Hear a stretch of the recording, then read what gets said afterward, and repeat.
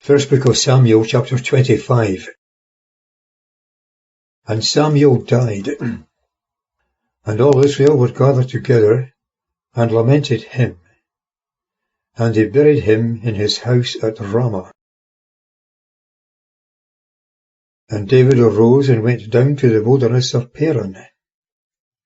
And there was a man at Maon, whose business was at Carmel.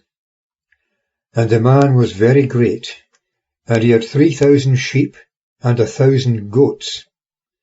And he was shearing his sheep at Carmel. And the name of the man was Nabal, and the name of his wife Abigail. And the woman was of good understanding, and of a beautiful countenance. But the man was churlish and evil in his doings, and he was a Calebite. And David heard in the wilderness that Nabal was shearing his sheep. Then David sent out 10 young men, and David said to the young men, Go up to Carmel, and go to Nabal, and greet him in my name. And thus shall ye say, Long life to thee, and peace be to thee, and peace be to thy house, and peace be to all that thou hast. And now I have heard that thou hast shearers.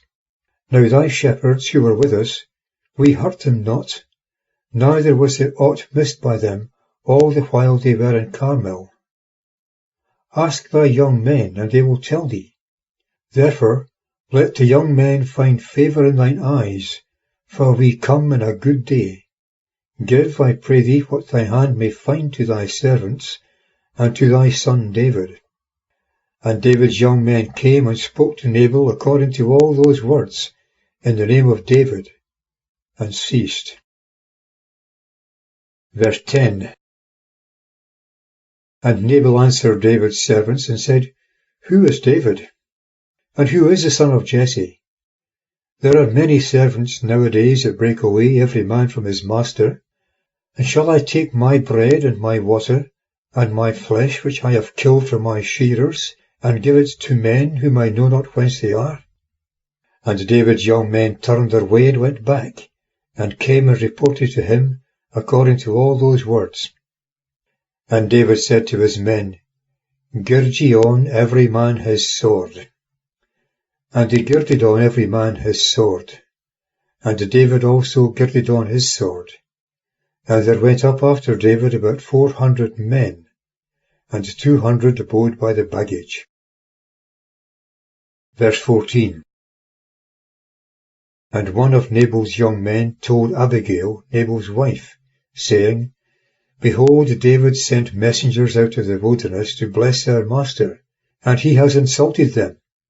And the men were very good to us, and we were not hurt, neither missed we anything, as long as we companied with them when we were in the fields. They were a wall to us both by night and day, all the while we were with them feeding the sheep. And now know and consider what thou wilt do, for evil is determined against our master, and against all his household. And he is such a son of Belial that one cannot speak to him. Verse 18. And Abigail made haste, and took 200 loaves, and 2 skin bottles of wine, and 5 sheep ready dressed, and 5 measures of parched corn, and 100 raisin cakes, and 200 fig cakes, and laid them on asses. And she said to her young men, Go on before me. Behold, I come after you. But she did not tell her husband Nabal. And as she was riding on the ass, and coming down by the covert of the hill, behold, David and his men came down opposite to her, and she met them. Now David had said, Surely in vain have I kept all that this man had in the wilderness, so that nothing was missed of all that was his, and he has requited me evil for good.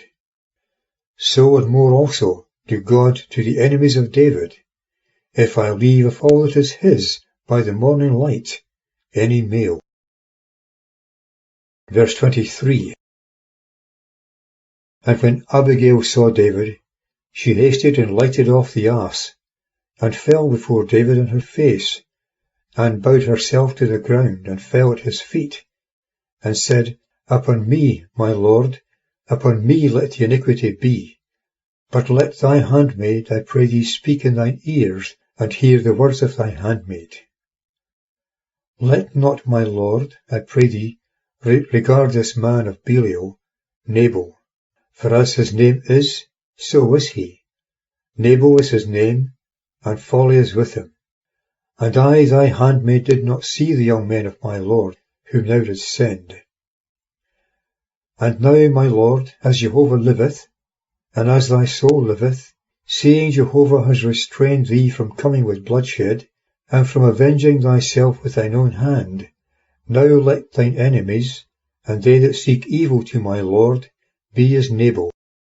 And now this blessing which thy bondmaid has brought to my Lord, let it be given to the young men that follow my Lord. I pray thee, forgive the transgression of thy handmaid.